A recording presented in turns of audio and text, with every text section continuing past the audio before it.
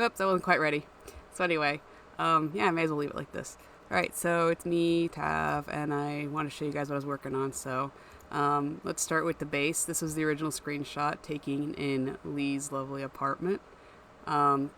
Because the apartment I had been previously abusing was actually occupied. That was a little weird.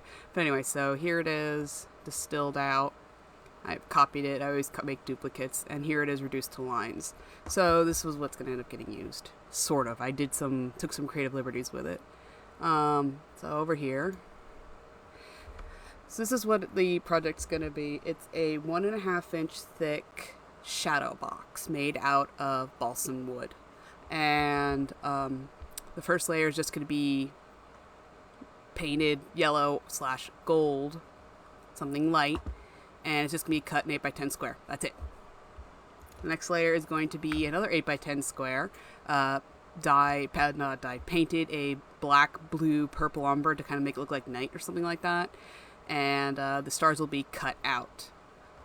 So you'll be seeing the gold coming through the stars.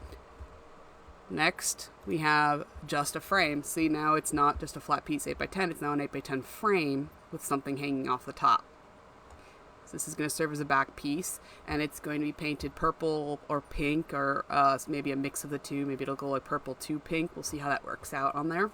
So this is now going to be hanging in front of this. So it's actually going to be right on top of it. So it'll be like 1/4 inch thick away from it, right on top. Which is fine, because its sole purpose is to give this distance. So what this is the detailed version, and the paint will show through these openings here, and these will be, quote, floating, as in you will be able to see like a 1/4 inch shadow between them and the star layer. This is just going to be standing out all on its own. I was going to go to more detail of adding lines or soft cuts, but I decided I kind of like just the profile look. So this will be painted accordingly to make it look like a silhouette. And what I like to do is red means hard cut, which means it will be cut out. Green means soft cut, which means it'll be cut to effect, which means it'll look just like a mark rather than cut through. So as you can see, the feet are the anchor point with the base.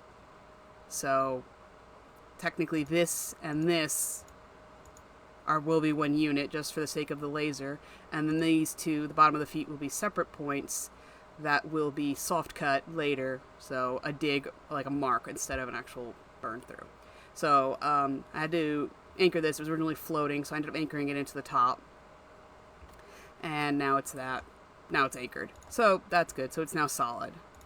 See. And finally, I have 2 of these right now, but they're each just another 8x10 1/2 inch frame. And I'm thinking about maybe adding some kind of filigree or detail to the most front one, and this one just being a buffer. I haven't quite made my mind up about that, but I've got time. But yeah, so this may yet be nice. Otherwise, it's just going to be a 1/2 inch buffer back to this, which will be a 1/4 inch away from this. I might actually jam a buffer between here and here. In fact, I think that might be a good idea to add a little bit more distance. So what we're actually going to do real quick is duplicate a buffer page. I didn't really have to do that. Oh, it didn't work anyway. I didn't key the right shit up. So let's just actually move one back. Come on. Is that where I wanted it? No, I want it on page 3. Nope. There we go. So 1, 2, buffer. So let's just make a note of that. Buffer. Okay. Cool. So now this is going to be a 1/4 inch away, so it'll have its own little bit of shadow, which means the cards now, the floating little bits, floating cards in this frame are going to be a whole 1/2 inch away from the back, and there's a buffer. So if I decide to add another buffer, that's the one that'll have the details. But for now, it'll take 6 pieces of wood to complete it. My wood is 12x12, and I'm not going to paint the first run. The first run is literally just going to be a technical check to see if everything pans out. First of all, we're really just testing to see if the machine will run. I've never cared about its engraving abilities. I care more about its cutting abilities. So we're going to be seeing if the laser can cut through the balsa. It's 1/4 inch thick each slice. So let's see. yeah, it's still about, give or take, if I decide to add more, it's about 1.5 inches thick, the whole piece. So that's not too bad. It's not too bad. Like I said, I might add more buffers here and there depending on how much I like it. But at the end of the day, what it's going to look like is basically... You don't need that. You don't need that. That. But painted and layered in shadows and stuff like that. So that's the final piece. And I'm kind of excited because it's almost exactly what I was looking to do. I was originally going to add more line detail to this, but I decided I kind of just like the idea of it being a silhouette. So pretty clear what it is. Everybody knows what this is. So that's it. That's what I've been working on. It took a lot longer than expected, but it's done, and hopefully it'll get engraved tomorrow. So we'll see.